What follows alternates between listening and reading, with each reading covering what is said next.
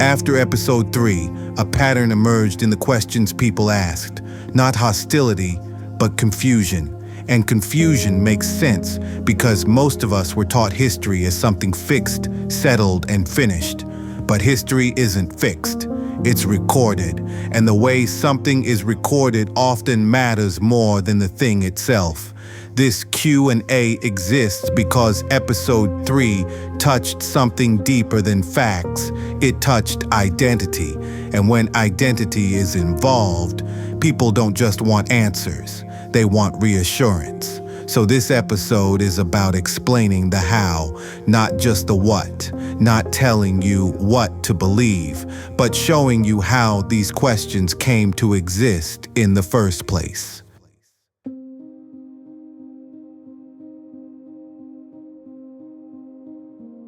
Are you saying all Black Americans are indigenous? No. And the reason that question keeps coming up is because we've been trained to think in absolutes. Either something is true for everyone, or it's false entirely. History rarely works that way. What this series is examining is a process, not a blanket claim. In the early centuries of what became the United States, racial categories were not stable. They shifted based on law, economics, and convenience. Before rigid classifications hardened, communities existed in spaces between categories, culturally, legally, and socially. As laws evolved, governments needed clearer boxes for taxation, for labor control, for land ownership, for population tracking. So identities that were once flexible became administratively fixed. This didn't happen overnight. It happened through censuses, court rulings, land registries, and racial statutes. Some people were absorbed into Black classifications. Some were removed from indigenous roles. Some disappeared entirely from official records.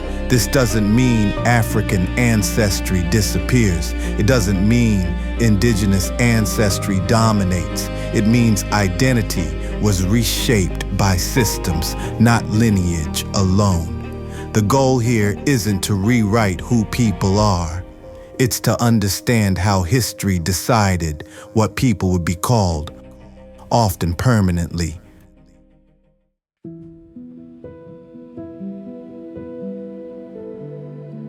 Why isn't this taught in schools? Because schools don't teach history, they teach history management. That's not an accusation, it's a structural reality.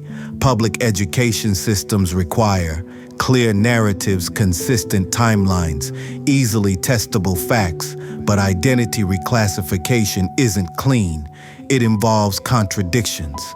A person listed differently across censuses, communities renamed or erased laws that changed definitions mid-generation. Teaching this properly would require explaining that race is a legal invention. Categories change over time. Official records can contradict lived reality. Those ideas destabilize the simplified model education relies on. So curricula focus on major events, wars, dates, acts, and avoid the administrative gray zones where identity was negotiated. This doesn't mean the history is hidden. It means it's scattered across archives, footnotes, legal documents, and local records. Schools teach outcomes. They rarely teach mechanisms. This series focuses on mechanisms.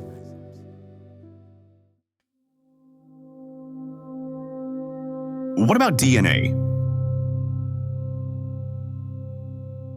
DNA feels like certainty in a conversation filled with uncertainty. But DNA answers a different question than history does.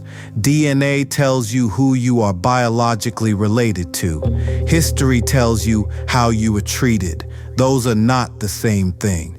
Two people with similar ancestry could have entirely different legal identities depending on how they were classified by the state. DNA does not record racial laws, social enforcement property restrictions. Identity erasure DNA didn't decide who could vote. DNA didn't decide who could own land. DNA didn't decide who was enslaved or relocated. Paper did. DNA can inform history, but it cannot override systems of power that shaped lived experience. That's why DNA alone cannot answer questions of identity, belonging, or historical classification. History isn't written in genes, it's written in governance.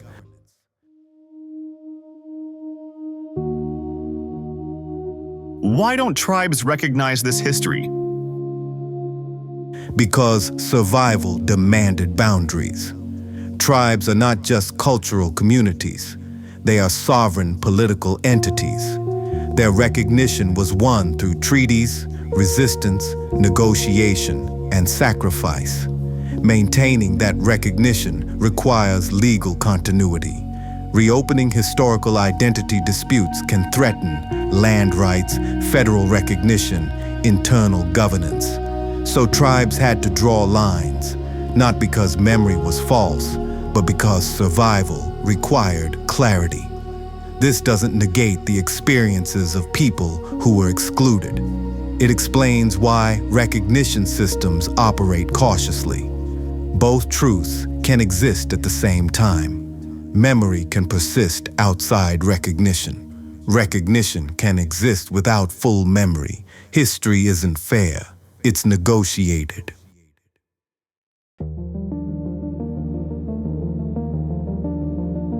What's the point of this series?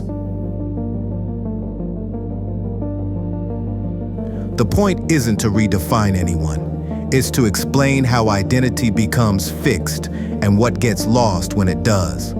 This series exists to show how records create reality, categories become destiny, and silence becomes assumed truth. History isn't just the past, it's the structure we live inside. Understanding that structure gives people context, not answers, and context is the beginning of honest history.